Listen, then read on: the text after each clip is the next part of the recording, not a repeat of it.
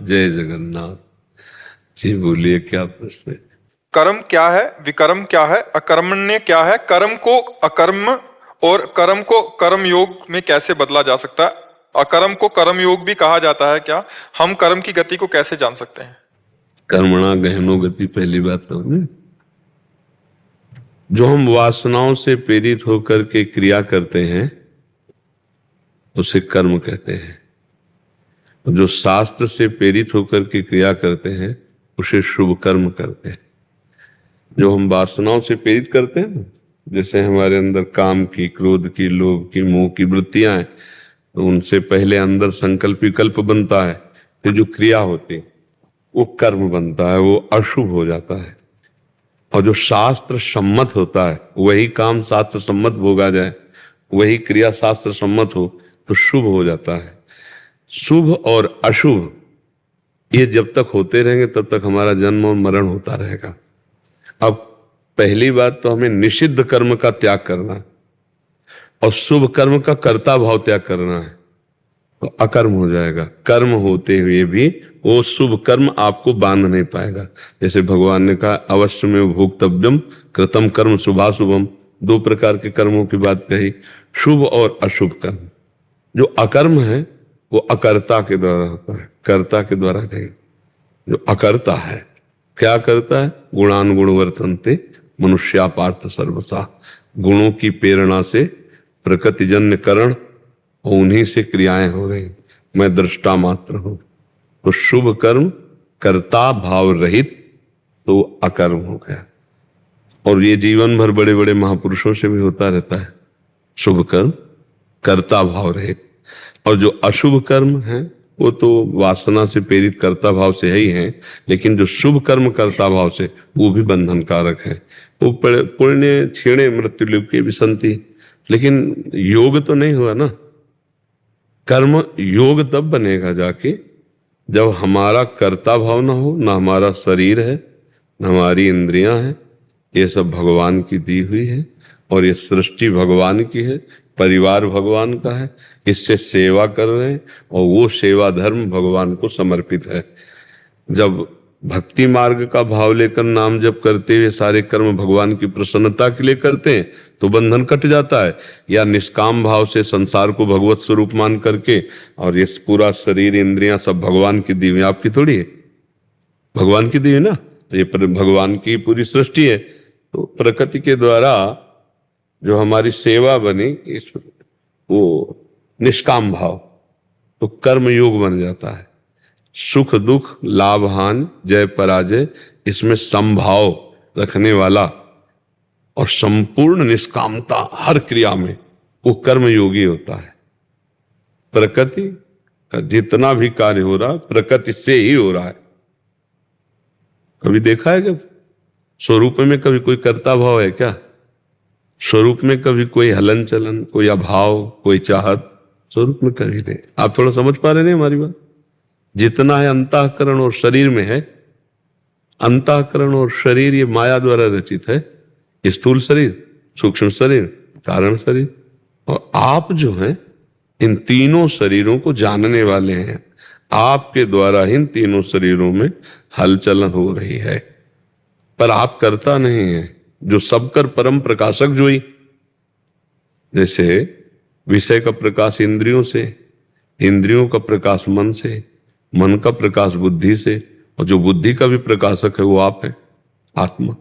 सबकर परम प्रकाश, लेकिन असंग है वो, कोई कामना नहीं है। तो कामना नहीं है जो हमारे स्वरूप में, उसी बात को हमको साक्षात्कार करना है। ब्रह्मभूता प्रसन्नात्मा न सोचते न कांक्षत। और कामनाएं इतनी है अंतःकरण में और उन्हीं से प्रेरित होकर कर्म हो रहे हैं, कोई शुभ कोई अशुभ, और वो उसका कर्ता बन रहा है। तो यही पुनरपि जननम पुनरपि मरणम पुनरपि जननी जठरे शयनम। अब अकर्म हो जाए, कर्म होते हुए भी अकर्म हो जाए, फल देने लायक न रह जाए, वो होता है निष्काम भाव से भगवत समर्पित। तो जैसे भुना हुआ दाना पुनः उसमें अंकुरण नहीं होता, ऐसे जो कर्म भगवत अर्पित होते हैं या जो कर्म निष्काम भाव से किए जाते हैं वो योग बन जाते हैं। और ऐसे जो कर्म किए जाते हैं वो बंधन कारक होते हैं। उसे अवश्य में भोक्तव्यम कृतम कर्म शुभा अशुभम, शुभ और अशुभ।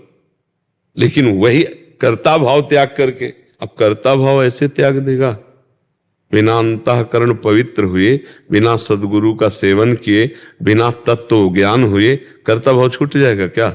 लाख समझाओ लेकिन रहता है ना, मैं खा रहा हूं, मैं देख रहा हूं, मैं पी रहा हूं, मैं चल रहा हूं, मैं छू। और वो पुरुष कैसा होता है? वो देखता हुआ, सुनता हुआ, खाता हुआ, पीता हुआ, चलता हुआ, भोगता हुआ भी कुछ नहीं करता। विषयान ग्रहणन तो मुंचंत हुआ। अब ये टेढ़ी खीर के लिए ही साधना बताई गई है कि प्रणिपातेन महापुरुषों के सामने जाओ, साष्टांग दंडवत करो और उनके द्वारा बताई हुई साधना को करो। जैसे ज्ञान मार्ग में चलना है तो विवेक, सत असत का पूर्ण निर्णय करने वाला शुद्ध विवेक, वैराग्य, लोक परलोक के समस्त भोगों से वैराग्य, शम इंद्रियों का निग्रह, दम मन का निग्रह, तितिक्षा महान सहनशील, समाधान चित्त का परमात्मा चिंतन में निरंतर रमण करना, मुमुक्षता इसी जन्म में मुझे भगवत प्राप्ति हो, मैं मुक्त हो जाऊं, ये संपत्ति होना आवश्यक है। भक्ति में निरंतर भगवान कह रहे मत चित्ता मदगत प्राणा बोधयंता परस्परम कथयंचित माम नित्यम तुष्यंति च रमन्ति च तेषाम सतत युक्तानाम भजताम प्रीतिपूर्वकम ददामि बुद्धि योगम तम इन माम उपयांति ते। हो गया बुद्धि योग। मेरे में चित्त अर्पित कर दे, मेरे में प्राण अर्पित कर दे, मेरी ही वार्ता कर, मेरा ही चिंतन कर और सतत मेरा नाम जप कर। अगर सतत जप करेगा तो तुम्हारी बुद्धि मेरे में स्थित हो जाएगी, मैं तुम्हारी बुद्धि में स्थित हो जाऊंगा। योग का मतलब ये होता है परमात्म स्थिति। भगवान कह रहे मैं ये मन आदस्सो मैं बुद्धि में निवेश है। ये चाहे कर्म योग से चलो तो शरीर इंद्रिय अंतःकरण से संबंध रहित होना है, चाहे ज्ञान योग से चलो तो इससे अलग होना है, और चाहे भक्ति योग से चलो तो इसमें समर्पण योग आ जाता है। ये तो सर्वाणि कर्माणि मयि सन्न्यस्य मत्पराः अनन्ये नैव योगेन माम ध्यानत उपासते तेषाम् अहं समुद्धरता मृत्यु संसार सागरात। समर्पित हो जाए। बिना भगवत समर्पित हुए, बिना निष्काम हुए, बिना स्वरूप बोध हुए योग नहीं बनता है, क्योंकि वो कामना, वासना, इच्छा इसी को लेकर के कर्म होते हैं और फल पर इतनी आसक्ति होती कि अनुकूल आया तो हर्षित, प्रतिकूल आया तो शोकित, वो द्वंद्वों के अंतर्गत रहता है। लेकिन द्वंद्व विमुक्ता ये स्थिति तो योगी की होती है, कर्म योगी की। और जो सुख दुख समय कृत्वा लाभा लाभो जया जयो, ये कर्म योगी का भाव होता है। सुख दुख में, लाभ हानि में, जय पराजय में समान भाव रहता है। तो जो कर्म की बड़ी सूक्ष्म गति है, पर मोटा मोटा इतना समझ लीजिए कि जब तक करता है तब तक उसका योग नहीं हो सकता, वो बंधन कारक है। चाहे उसे अकर्म कहो, चाहे विकर्म कहो, चाहे शुभ कर्म कहो, चाहे निषिद्ध कर्म कहो, करता है वो बंधा हुआ है ऊंचे नीचे लोकों में। करता हटा सब खत्म। जैसे भुना हुआ बीज कभी अंकुरित नहीं होता, ऐसे उसका कर्म उसे बांध नहीं। करता हटेगा कैसे? भगवान की एक एक सेकेंड में चिंतन वृत्ति बना लो। वो कह रहे हैं मत चित्ता मैं मन आदर्शो मैं बुद्धि में निवेश है, मेरे में मन बुद्धि लगा दो। साफ भगवान कह रहे हैं अनन्यस चिंतयन्तो माम, ठेका मेरा है, योग युक्त मैं कर दूंगा, तो काहे परेशान हो। तेषाम सतत युक्तानाम भजताम प्रीतिपूर्वकम, राधा राधा राधा कृष्ण कृष्ण कृष्ण नाम जप करो। और ये भाव ध्यान में तो इतना तो आ ही जाता है जब परमार्थ में चलोगे कि शरीर तुम्हारा रचा तो है नहीं, ये इंद्रियां तुम्हारी रची तो है नहीं, ये मन तुम्हारा रचा तो है नहीं, ये जगत तुम्हारा रचा तो है, तो व्यर्थ का अहंकार काहे करे। एक ट्रेन चल रही है, उसमें सब बैठे हुए हैं, एक आदमी दौड़ रहा था डिब्बे में। उसे बोले क्यों दौड़ रहा है? बोले अमुक स्टेशन जाना है। बोले बावरे ट्रेन चल रही, तू बैठ जा, तू बैठ जा, ये गुणों का चक्र चल रहा है, गुणानुगुण वर्तनते, सब दौड़ रहा है। अंतःकरण एक क्षण भी बिना क्रिया किए नहीं रह सकता। शरीर हाथ पैर बांध दो तो अंतःकरण से क्रिया एक क्षण भी, वो हर समय। और जो समाधिस्थ हो गए महापुरुष, वो क्रिया रहित है, क्रिया करते हुए शरीर से हो रही पर वो करता नहीं है। बड़ा मतलब इस समय हमको बहुत बड़ी आवश्यकता पहले अंतःकरण शुद्धि की है, और अन्य साधनों में अंतःकरण शुद्ध होने में बहुत समस्या है। और भगवान नाम जब बहुत कलि में, इसीलिए ये कलिकाल मलायतन मन कर देख विचार से अघुनाथ नाम बिन नाही नानाधार। किस साधन की, जिस साधन की तरफ देखो विक्षेप ही विक्षेप कलयुग डाले हुए है। व्यभिचार का इतना अंदर मांग बढ़ रही है व्यक्तित्व में। आप सब बैठे हो देखने, आप सब बैठे तो भगत ही तो बैठे हो, भक्त होते हुए भी आप देखो मन में कितना इंद्रियों में व्यभिचार दोष है, मांग अंदर की। कलयुग का प्रभाव देखो, युग धर्म का प्रभाव। रसेंद्री का अपना स्वभाव देख लो, जनेन्द्री का अपना स्वभाव देख लो, नेत्रेंद्री का अपना स्वभाव देख लो। हमें लगता है कलिकाल है, नाम जप करो और जितने कर्म करो उनको भगवान को समर्पित करते जाओ। जो जो समय है, समय के अनुसार या एक एक वृत्ति के अनुसार भगवान को समर्पित कर दो, सब मंगल हो जाएगा। चाहे वो हमसे अगर भूल चूक से अशुभ भी हो जाता है, तो जैसे आग में डाला गया चंदन या लोहा या विष्ठा, तीनों आग स्वरूप हो जाते ना। आग भेद तो नहीं रखते ना कि ये चंदन है, ये लोहा है और ये विष्ठा है, तीनों को अपना स्वरूप प्रदान कर देती है। ऐसे सब भगवान के चरणों का आश्रय लेकर के सब कुछ समर्पित कर दो। ये तो सर्वाणि कर्माणि यत् करोषि, भगवान कह रहे ना, यत् करोषि, निपट जाओगे। हम कहाँ तक भेद लगाएंगे?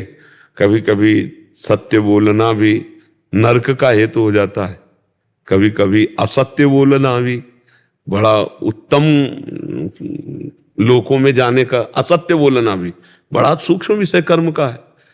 कई ऐसी घटनाएं हमने शास्त्रों में पढ़ी। एक गौवध के लिए गौ के पीछे जा रहे और वो सत्य बोलने वाले थे, माला चला, उनका गौ किधर गई? बोले वो है, वो नरक गए।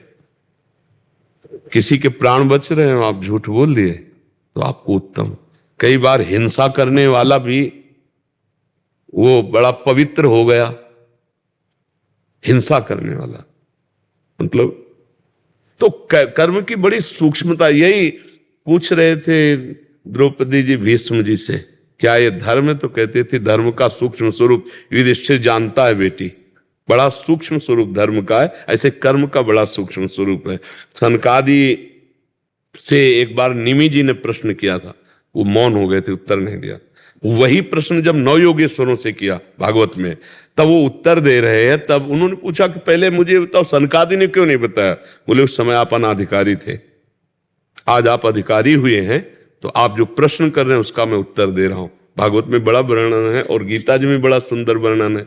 तो हम कर्म योग के द्वारा, हम भक्ति योग के द्वारा, हम ज्ञान योग के द्वारा, तीनों के द्वारा एक काम जरूर सब करते हैं, शरीर संसार से राग रहित होकर परमात्मा का चिंतन, चाहे वो ब्रह्म रूप में हो, चाहे वो भगवान रूप में हो, और चाहे वो परमात्मा रूप में हो। योगी परमात्मा कहता है, ज्ञानी ब्रह्म कहता है, भक्त भगवान कहता है। और करना सबको यही है, राग रहित होना इस शरीर और शरीर की क्रियाओं से, और भगवान का चिंतन, तभी परमात्मा प्राप्ति होगी। निष्काम भाव से भगवत प्रीत्यर्थ किया हुआ कर्म कर्म योग हो जाता है, जो भगवत प्रीत्यर्थ होता है। और जो अपनी दुर्वासना से शास्त्र विरुद्ध होता है वो अशुभ कर्म होता है। और जो हमारी शास्त्र विधान के तस्मात् शास्त्रम प्रमाणन्ते कार्या कार्यो व्यवस्थितो, जो शास्त्र प्रमाणित होता है वो शुभ कर्म हो जाता है।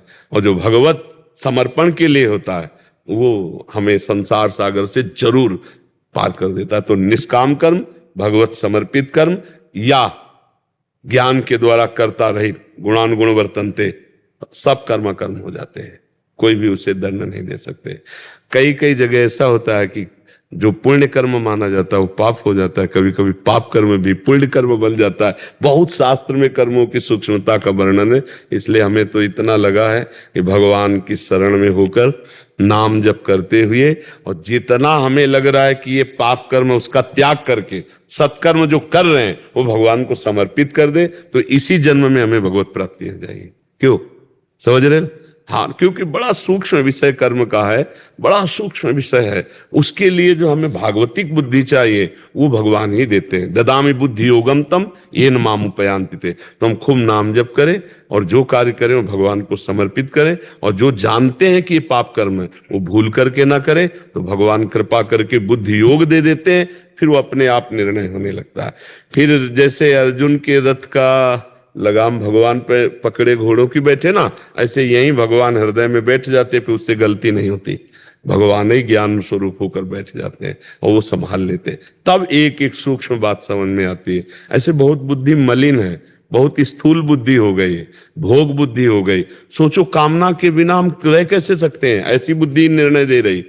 कर्म करना, कर्तव्य पालन करना, समाज सेवा करना, लेकिन भगवत प्राप्ति के लिए, वो वासना की पूर्ति के लिए नहीं। लेकिन हमें लग रहा है कि 100 में कोई एक आध भले विचारवान हो, नहीं तो 100 के 100 ही केवल वासना पूर्ति के लिए कर्म हो रहा है, भगवत प्राप्ति के लिए नहीं। कर्म योग नहीं बन रहा, कर्म बन रहा है। निष्काम भाव से कहां, अगर हम किसी को पानी भी पिला देते हैं तो आशा रखते हैं कोई धन्यवाद बोले, नहीं आशा रखते, तो फिर कर्म निष्काम कहां हुआ। तो हमें लगता है कि इस कलिकाल में भगवान का नाम जप और जो कर्म जैसे वो भगवान को समर्पित, तो भगवान हमारी बुद्धि शुद्ध कर देंगे। फिर हमें समझ में आ जाएगा कि हमारा कल्याण, हमारा भगवत प्राप्ति या तत्व ज्ञान बिल्कुल सहज सरल हो जाएगा। नहीं तो बहुत कठिन है। छोटी छोटी ऐसे अपराध की प्रवृत्तियां हैं कि जन्म भर के किए हुए सुकृत कर्म सब भस्म हो जाए।